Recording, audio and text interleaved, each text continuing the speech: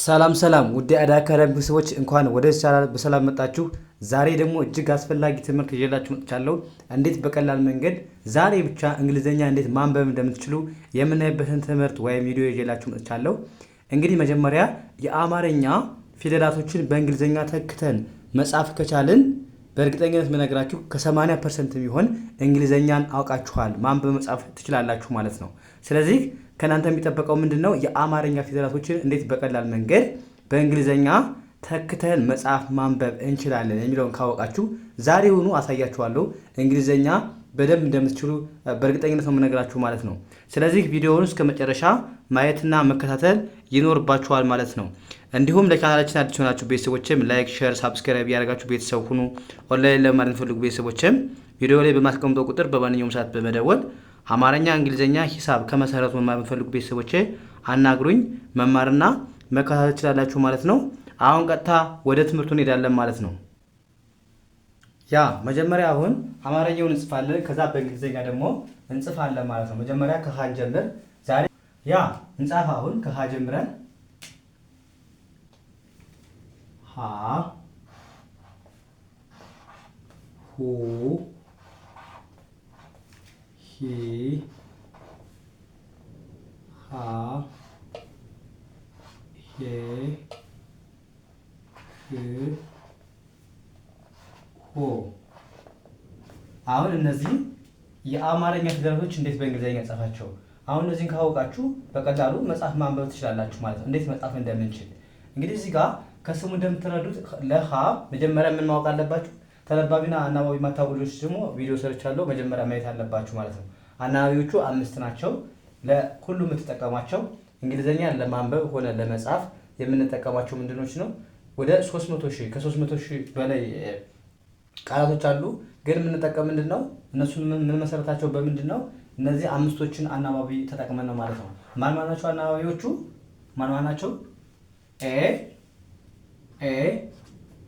ኢ ኦ ዩ እና ማነች አንዱ የቀረችው አይ ነች።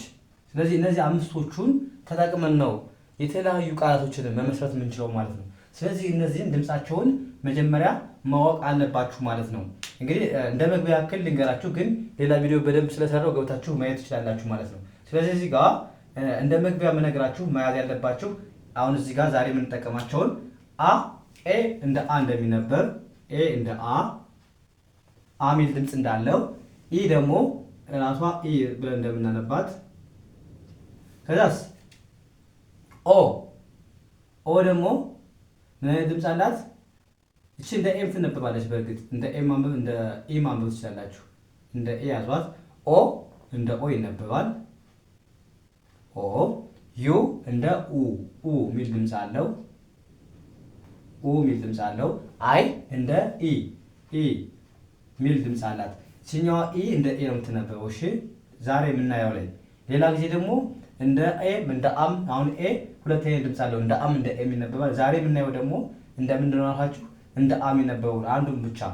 አሁን ኤም እንደ ኤም ይነበባል፣ እንደ ኤም ይነበባል። ስለዚህ እዚህ ጋር እንደ ኤም ይነበበው ነው የምናየው ማለት ነው። ዛሬ እንደ ኤም ይነበበው እናያለን። እዚህ ጋር እንደ ኦም እንደ ኦም ይነበባል። እዚህ ጋር እንደ ኦም ይነበበው ነው የምናየው ዛሬም። እዚህ ጋር ዩ እንደምን ይነበባል? እንደ ዩ ይነበባል፣ እንደ ኦም ይነበባል። ዛሬ የምናየው እንደ ኡ እንደሚነበብ። አይ እንደ አይ ይነበባል፣ እንደ ኢ ይነበባል። ዛሬ የምናየው እንደ ኤ እንደሚነበብ ማለት ነው። ስለዚህ በዋናነት ዛሬ የምናየው ይሄን ነው። ይሄን በደንብ ካወቃችሁ በእርግጠኝነት እንግሊዘኛ መጻፍ ማንበብ ትችላላችሁ ማለት ነው። ስለዚህ ኤ አ ሚል ድምፅ እንዳለው ያዙልኝ። ኢ ምን ሚል ድምፅ አለው? ኤ ሚል ድምፅ አለው። ኦ ምን አይነት ድምፅ አለው? ምን አይነት ድምፅ አለው? ሚል ድምፅ አለው። ዩ ምን አይነት ድምፅ አለው? ሚል ድምፅ አለው። አይ ኢ ሚል ድምፅ እንዳላት መጀመሪያ ያዙ። ከዛ አሁን መጻፍ እንጀምራለን ማለት ነው። ያ አሁን መጻፍ ስንጀምር እነዚህ እየተጠቀምን ነው የምንመሰርተው ማለት ነው። እነዚህ ቃላቶችን እንጽፋቸው። ስለዚህ እንጀምር። አሁን እዚህ ጋር ለሃ ተነባቢ አሁን ተነባቢ የሚባሉት ደግሞ 21 ናቸው። 21 ከ26ቱ 21ዱ ምንድን ናቸው? ተነባቢ ወይም ኮንሶናንት ይባላሉ። እነዚህ ስንት ናቸው? አምስቶቹ ደግሞ ምንድን ይባላሉ? አናባቢ ብለናቸዋል። ስለዚህ የተቀሩት ምንድን ናቸው ማለት ነው? 21ዱ ተነባቢ ናቸው። እነሱ አይከብዷችሁም ብዬ አስባለሁ። ስለዚህ አሁን ከ21ዱ መጀመሪያ ለኤች ማነው ተነባቢ የሚለውን እዩ። ማነው ተነባቢ? ኤች ነው። ለሰባቱም ለሀ ቤተሰብ የምንጠቀመው ማን ነው? ኤችን ነው። ስለዚህ አሁን እንጻፍ። ኤች ለሁሉም እንጠቀማለን ብያችኋለሁ።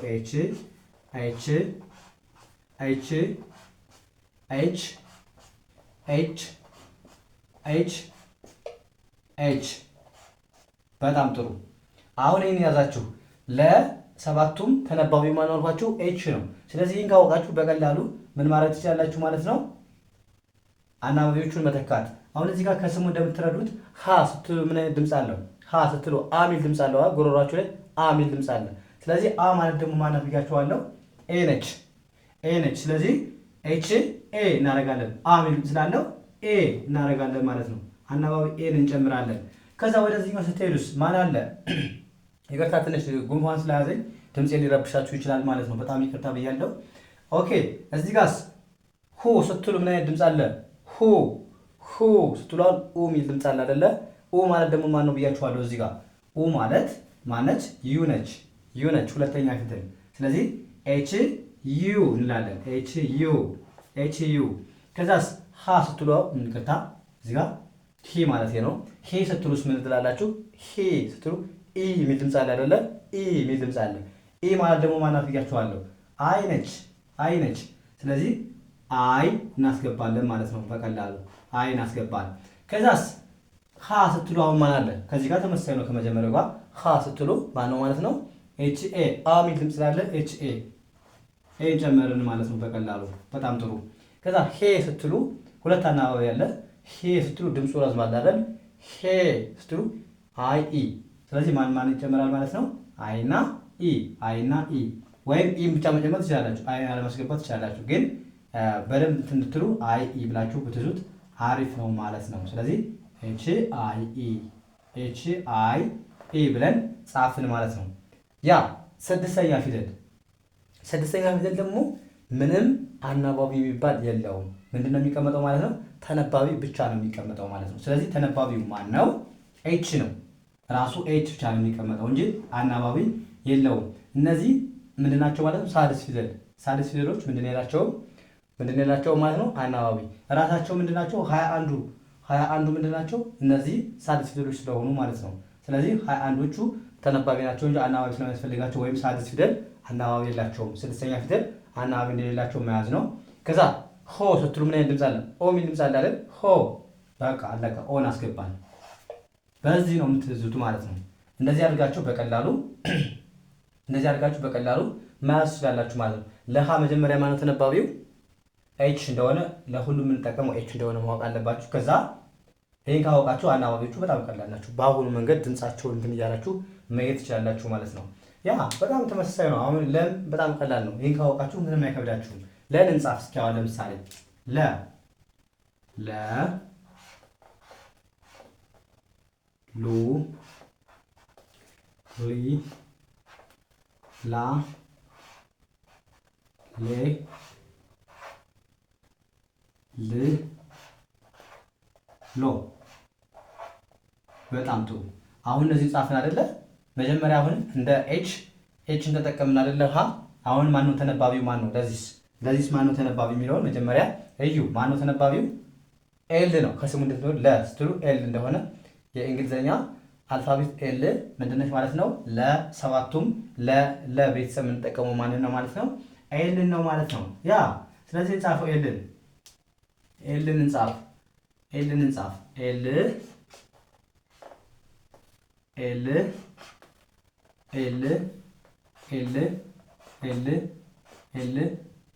ኤል ከዛ አናባቢ የመጀመሪያ ፊደል አናባቢ ማን ነው? የመጀመሪያ ፊደል ከሃ በስተቀር ያለው የመጀመሪያ ፊደል አናባቢ ማን ነው ማለት ነው? አሁን ከለ እስከ መጨረሻው እስከ ፐ ያሉት የአማርኛ ፊደላቶች የመጀመሪያ ፊደሎች ምንድነው የሚሆኑት ማለት ነው? አናባቢያቸው ኢ እንደሚሆን ብቻ ያዙ። በቃ አለቀ ማለት ነው። ስለዚህ ኤል ኢ። ለ ስትሉ ሚል ድምፅ አለ አይደል? ለ ስትሉ ማለት ደግሞ ማን ይወክላል ማለት ነው? ኢን ይወክላል። ስለዚህ ኤል ኢ። ከዚህ ጋር ሀ ስላለ ነው ኤ የሆነችው ማለት ነው። አ ሚል ድምፅ ስላለው። እዚህ ጋር ግን ለ ስለሆነ አ ሚል ድምፅ ስላለው ማንን ተጠቀመ? ኢን ተጠቀምን። ከዛ ሁለተኛ ፊደል ደግሞ ተመሳይ፣ ሶስተኛ የሁሉም ተመሳይ ነው። ከዚህ በኋላ የምናያቸው ተመሳሳይ ናቸው። አናባቢዎቹ ተመሳሳይ ነው የሚሆኑት ማለት ነው። ምንም የሚቀየሩ ነገር የለውም። ምንድነው የሚቀየረው? ይሄ ተነባቢው ይቀየራል ብቻ ያ። ስለዚህ አሁን ለ ስትሉ ማን ጻፋችሁ ማለት ነው? ኤል ኤ። ሎ ስትሉ አሁን ኡ የሚል ድምፅ አለ አይደል? ኡ ማለት ደግሞ ማን ነው ብያችኋለሁ? ዩ ነው። ስለዚህ ኤል ዩ ኤል ዩ ኤል ዩ። ከዛ ሌ ስትሉስ ማን አለ?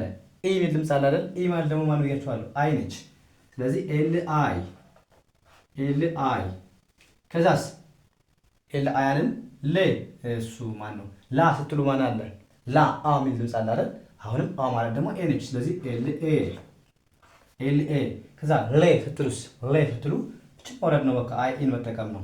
አይ ኢ ሌ ሌ ስትሉ ድምፁ ስለሚረዝም አይ ኢን ሁለቱንም ትወስዳላችሁ፣ ሁለቱንም አናባቢ ማለት ነው። ከዛስ ል ስትሉ ማን አለ? ል ስትሉ ማን አለ? ምንም የለም። ተነባቢ ብቻ ነው የሚቀመጠው ራሱ ኤል ብቻ። እዚህ ጋርም አሁን ህላ አላስቀምጥንም አይደለ? እዚህ ጋርም አናስቀምጥም። ስድስተኛ ፊደሎች ሙሉ 34ቱ ምን የላቸውም? አናባቢ የሚባል የላቸውም። ራሱ ተነባቢዎች ይቀመጣል ማለት ነው። ከዛ ሎ ስትሉ አሁን ኦ የሚል ድምፅ አለ። ስለዚህ ኤል ኦ አደረግን። ኤል ኦ አልን ማለት ነው በቀላሉ። ስለዚህ በዚህ መልኩ መረዳት ነው። የመጀመሪያ ፊደል ኢ ነው አናባቢው፣ የሁለተኛ ዩ ነው፣ የሶስተኛ አይ ነው፣ የአራተኛ ኤ ነው፣ የአምስተኛ አይ ኢ ነው፣ የስድስተኛ ምንም የለው፣ የሰባተኛ ኦ እንደሆነ አናባቢዎቹን ያዙ። እነዚህ ከአምስቶቹ አናባቢ አልወጣም፣ ከአምስቶቹ አናባቢ አንወጣም። የሚደገም ሊኖር ይችላል እንጂ ተመሳይ ነው። እነዚህ ነው የምንተጠቅመን ቃላቶችን የምንመሰረት እንግሊዘኛ ቃላቶችን የተለያዩ ነገሮችን የምንመሰረተው በምንድን ነው ማለት ነው? እነዚህን ተጠቅመን ነው ቃላት መጻፍ የምንችለው ማለት ነው። ስለዚህ በዚህ መልኩ እነዚህን አናባቢዎችን መጀመሪያ ያዙ ማለት ነው። በዚህ መልኩ ከዛ ከለ ቀጥሎ ማን አለ? ሐመርኳ ሐመርኳ ወይም ሀ በድምጻቸው ተመሳሳይ ነው፣ ቅርጻቸው ብቻ ነው የሚለያይ። ስለዚህ ድጋሚ መጻፉ ያን ያህል አስፈላጊ አይሆንም ማለት ነው። አልፈዋለሁ። ምክንያቱም ሀና ሐመርኳ ተመሳሳይ ስለሆነ ድምጻቸው ተመሳሳይ ስለሆነ የሚጻፈው ነገርም ራሱ ይሄን ኮፒ ማድረግ ትችላላችሁ ማለት ነው። ልዩነት የላቸውም። ከዛ ከሐመርኳ ቀጥሎ ያለው ማን ነው? መ መን እንይ መ ቅርታ። አሁን እነዚህ ተጠቅመን ደግሞ በቀላሉ እንዴት ቃላቶችን ስሞችን እንዴት መመስረት እንደምንችል ደግሞ አሳያችኋለሁ ማለት ነው። በቀላሉ ዛሬ እንግሊዘኛን አምጥታችሁ እንደምትሄዱ ምንም አልጠራጠርም ማለት ነው። ስለዚህ ኤል ቅርታ መ አይደለ? መ ሙ ሚ ማ ሜ ም ሞ። በጣም ጥሩ። አሁን እነዚህን ጻፋችሁ አይደለ? እነዚህን ጻፍን። አሁን መጀመሪያ ማወቅ ያለብን ምንድነው ካልኳችሁ ካላችሁኝ የምናውቀው ምንድነው? ተነባቢው ማወቅ ነው። አሁን እዚህ ጋር ተነባቢው ማን ነው? ለመ ተነባቢው ማን ነው? መጀመሪያ ወቁ። መ ከስሙ እንደምትረዱት ማን ማለት ነው? ኤም ነው። ኤም። ስለዚህ ኤም ለሰባቱም እንጠቀመዋለን ማለት ነው። በጣም ጥሩ። ያ አሁን ኤም አለን። ኤም ኤም ኤም ኤም ኤም ኤም። ስለዚህ ስንቱ ላይ ኤም ጻፍን ማለት ነው? ሰባቱ ላይ ጻፍን።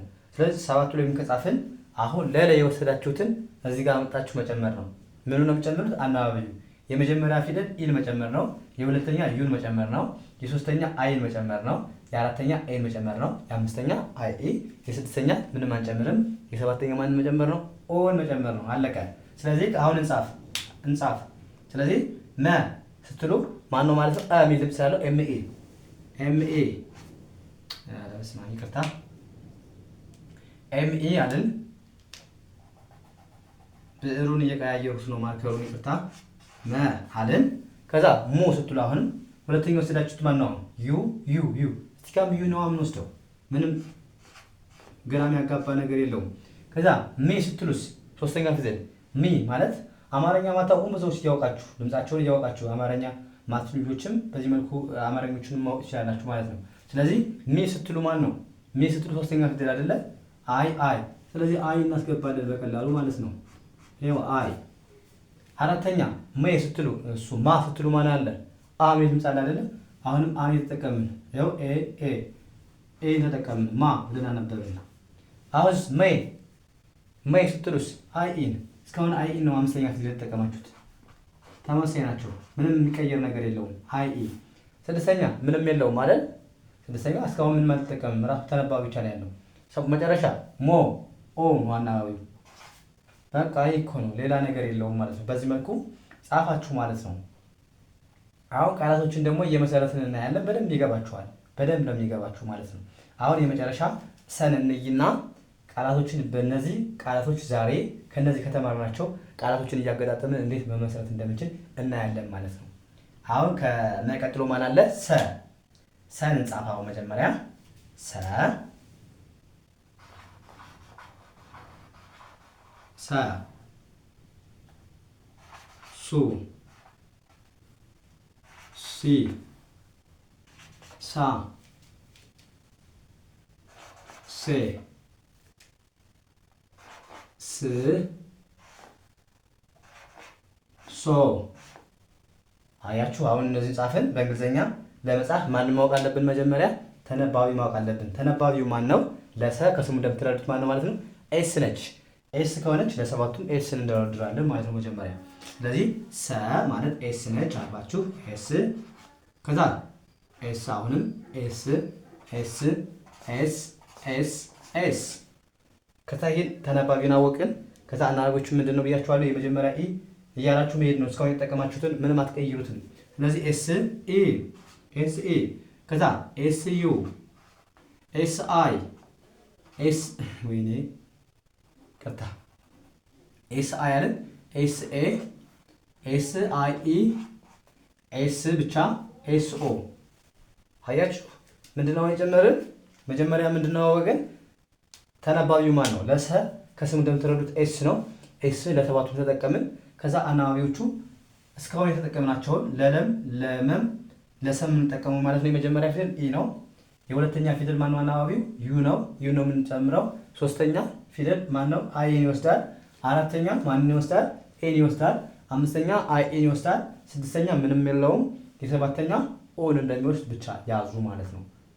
አሁን እነዚህ ካወቃችሁ በቀላሉ ማንበብ መጻፍ ትችላላችሁ። እነዚህን አሁን ህ እንዴት እንደሚጻፍ፣ ሄ እንደምን እንደሚጻፍ፣ ሌ እንዴት እንደሚጻፍ ምናምን ይሄን በእናንተ በቃላችሁ መያዝ አለባችሁ ማለት ነው። በደንብ መያዝ አለባችሁ። እሱን ካወቃችሁ አገጣጥማችሁ ቃላት መመስረት ትችላላችሁ። የተለያዩ ነገሮችን መመስረት ትችላላችሁ ማለት ነው። አሁን እዚህ ጋር እስኪ የተለያዩ ቃላቶችን እንመስረት። ለምሳሌ ምን ብለን እንጻፍ? ከዚህ ሳትወጡ መስረቱ እንዲገባችሁ ማለት ነው። የተለያዩ ቃላቶችን እስኪ ንገሩ። ለምሳሌ ምን ብላችሁ ጻፉ?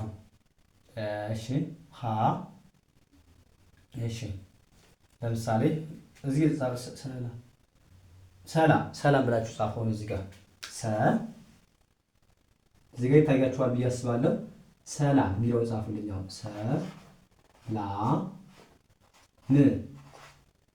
ሰላም የሚለውን አሁን የእንግሊዝኛ ቃላት እንዴት ትጽፉልኛላችሁ? ንገሩኝ እስኪ።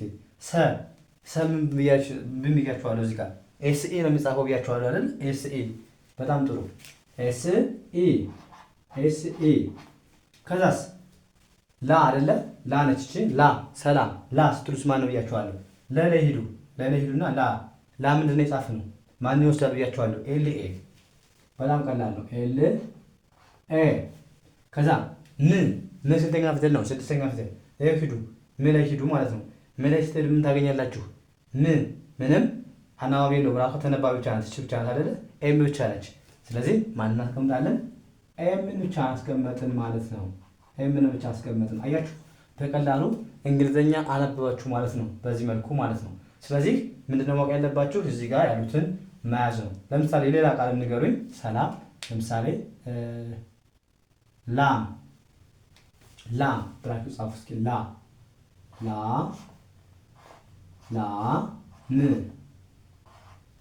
ላም ብላችሁ ጻፉ። አሁን ላም ስትሉ እንዴት ነው የምትጽፉት? ላም ሄዱ እዚህ ጋር ንገሩኝ።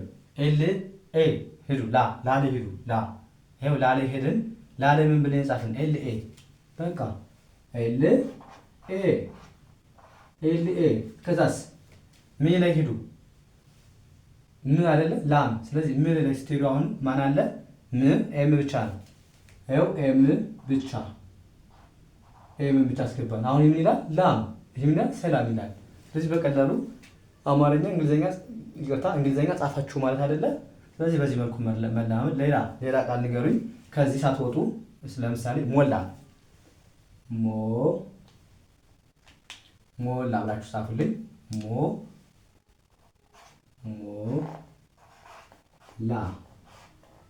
ሞላ የሚለውን አሁን ስጽፉልኝ በጣም ቀላል ነው የሚሆንላችሁ። ሞላ ስትሉ ምን ታገኛላችሁ? ሞ ላይ የሚሄድ ነው። ሞ ላይ ስትሄዱ ይኸው ሞ ላይ ማን አለ? ኤምኦ በቃ ኤምኦ እንጽፋለን እዚህ ጋር ኤምኦ፣ ሌላ ታሪክ የለውም። ከዛ ላ ደግሞ እስካሁን አይተናል። ላ ኤልኤ ነች። ላ ሞላ ብለን ጻፍን ማለት አይደለ? በቃ በጣም ቀላል ነው። ለምሳሌ ሞላልን። ለምሳሌ ሌላ እስኪ ንገሩኝ። ከዚህ ጋር ቃላት ሳትወጡ እዚህ ጋር ቃላቶች ከሀ እስከ ሰ ባሉት ቃላቶች ሳትወጡ ማለት ነው። እዚህ ጋር እንዲገባችሁ ቃላት እየመሰረታችሁ መጻፍ ትችላላችሁ ማለት ነው። ለምሳሌ እሺ ሰላም መለሰ ብላችሁ ጻፉልኝ። መለሰ ብላችሁ ጻፉልኝ። አሁን በጣም ቀላል ነው።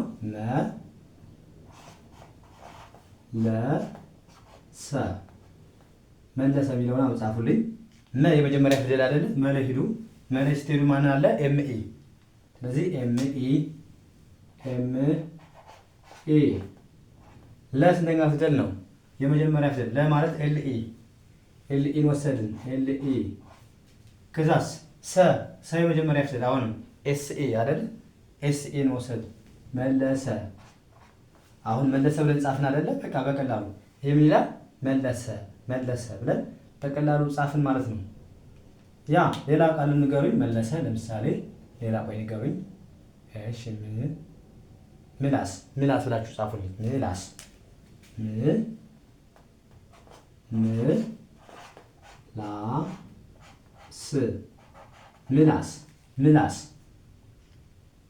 ምላስ ስትሉ አሁን ስንተኛ ፊደል ነው? ስንተኛ ፊደል ነው? ስድስተኛ። ስለዚህ ስድስተኛ ማለት የት ነች? ኤም ብቻ ነች። ኤም እንላለን። ኤም ከዛ ላ ስትሉ አራተኛ ፊደል ኤልኤ። ይኸው አራተኛ ፊደል ኤልኤ ወሰድን። ኤልኤ ከዛ ስንተኛ ፊደል ነው? ስንተኛ ፊደል ነው?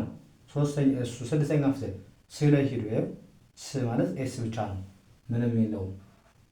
አሁን ምላስ ብለን ጻፍን ማለት ነው። ምላስ ኤል ነች። አይሳትኩን ኤል ነች። እሺ ምላስ ብላችሁ በቀላሉ ጻፋችሁ ማለት ነው። እሺ አሁንም ምን ብለን እንጽፋለን? ህልም ብላችሁ ጻፉልኝ። እስኪ ህልም ብላችሁ ጻፉልኝ። ህልም እዚህ ጋር ያሉትን ቃላት ማለት ነው። ህልም ማለት ይሄ ትሉ ስንተኛ ፊደል ነው? ስድስተኛ ፊደል ኤችን ብቻ አስገቡ። ኤች ስድስተኛ ፊደል። አሁን እዚህ ጋር ስንት ናቸው እነዚህ? ስድስተኛ ፊደል ናቸው ሁሎቹም።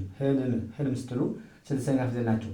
አይ ማስገባት ትችላላችሁ። ለስድስተኛ ፊደል አንዳንዴ አይ እናስገባለን፣ ግን አለማስገባትም ትችላላችሁ። ስለዚህ ኤልን ኤምን ም ብለን መጻፍ ትችላለን። ምክንያቱም ኤች ናች። ል ማለት ደግሞ ይኸው ምንም አናባቢ ስለሌለው ማለት ነው። ስድስተኛ ፊደል የት አለ? ይኸው ኤል ብቻ ነች። ከዛስ ም የት አለ? ይኸው ኤም ብቻ ነው። ስለዚህ ኤምን ብቻ ጻፍን ማለት ነው በቀላሉ ህልም ብለን ጻፍን። አይ ማስገባት ትችላላችሁ ሁለቱ ላይ። ኦኬ ከዛ ህልም ከዛ እሺ ማን አለ?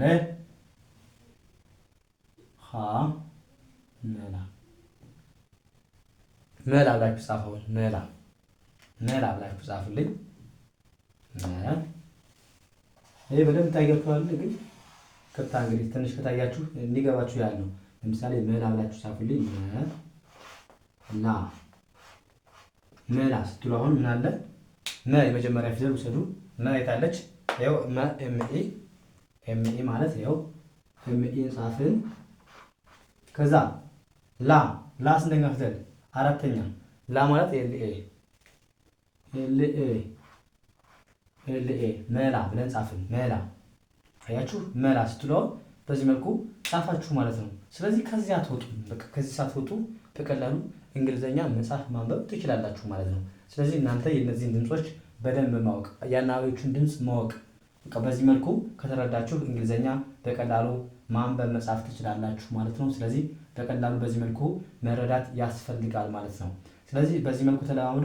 ከዚህ ቀጥሎ ደግሞ ከሰ ቀጥሎ ያሉትን የአማርኛ ፊደላቶች እስከ መጨረሻው እስከ ፐ ያሉትን የአማርኛ ፊደላቶች እንዴት በቀላል መንገድ መጻፍ ማንበብ እንደምንችል ስለምናይ ከዚህ በኋላ ይሄን ቻናል ሳብስክራይብ፣ ላይክ፣ ሼር እያደረጋችሁ እኛንም አበረታቱን ማለት ነው። ከዛ በዚህ መልኩ እየተማማርን በቀላሉ በአጭር ቀን ውስጥ እንግሊዘኛ መጻፍ፣ ማንበብ፣ መናገር እንችላለን ማለት ነው። ስለዚህ በዚህ መልኩ መረዳት ያስፈልጋል ማለት ነው። ስለዚህ በዋናነት ዛሬ ያየናቸው ምንድነው ከሀ እስከ ሰ ያሉትን የአማርኛ ፊደላቶች እንዴት በቀላል መንገድ በእንግሊዘኛ ተክተን መጻፍ ማንበብ እንችላለን የሚለውን ትምህርት አይተናል ማለት ነው። ስለዚህ በዚህ መልኩ መለማመድ ግድ ይላል። ለማስታወስ ያህል እንግዲህ መጀመሪያ ምን ማወቅ አለባችሁ? እነዚህ አናባቢዎቹን ማወቅ አለባችሁ። የአናባቢዎቹን ድምፅ ዛሬ አሁን ያየን ኤ ምን አይነት ድምፅ እንዳለው ነው። እንደ አ እንደሚነበብ አይተናል። ኢ ደግሞ እንደ ኤ እንደሚነበብ አይተናል። ኦ እንደ አ እንደሚነበብ አይተናል። ይቅርታ፣ ኦ እንደ ኦ እንደሚነበብ አይተናል።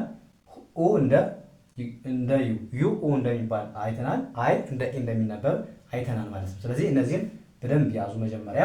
ከዛ እነዚህን አምስቱን ተጠቅመን ነው እነዚህን የመሰረትን ማለት ነው። መጀመሪያ ምን ማወቅ አለባችሁ? ተነባቢ ለሃ አሁን ተነባቢ ማን ነው? ኤች ከሆነ ኤች ለሰባቱም እንጠቀመዋለን። ኮንሶናንት ብለን እንጠራዋለን ማለት ነው። ወይም አናባቢ እሱ ተነባቢ ብለን እንጠራዋለን። ከዛ አናባቢዎቹ ተመሳሳይ ናቸው። እዚህ ጋር እንጠቀምን ይቅርታ በጣም ጉድ ማስላዘይ ነው። ኤች ኤን እንደምን አደረግን? ሀ ብለን አነበብን። ሁለተኛ ደግሞ እንደምታዩት ዩ እንደሚወስድ አናባቢው፣ ሶስተኛ አይ እንደሚወስድ፣ አራተኛ ኤን እንደሚወስድ፣ አምስተኛው አይ ኤን እንደሚወስድ አያችሁ። ስድስተኛ ምንም እንደሌለው፣ ሰባተኛ ኦ እንደሆነ አይታችኋል ማለት ነው። ስለዚህ በዚህ መልኩ ከተረዳችሁ በቀላሉ እንግሊዝኛ መጻፍ ማንበብ ትችላላችሁ ማለት ነው። ስለዚህ የዛሬው ክላሳችን እዚህ ጋር እናበቃለን። ከዛ በፊት ግን ኦንላይን ለመማር የምትፈልጉ ቤተሰቦች፣ ከመሰረቱ መማር የምትፈልጉ ቤተሰቦች ደውሉ። እዚህ ጋር ቪዲዮ ላይ ቁጥር አስቀምጣለሁ። በማንኛውም ሰዓት ደውላችሁ መማር መከታተል ትችላላችሁ ማለት ነው። የዛሬው ክላሳችን እዚህ ጋር እናበቃለን። ቀጣይ በሌላ ትምህርት እስከምንገናኝ መልካም ጊዜ ተመኘሁላችሁ። ሰናይ ጊዜ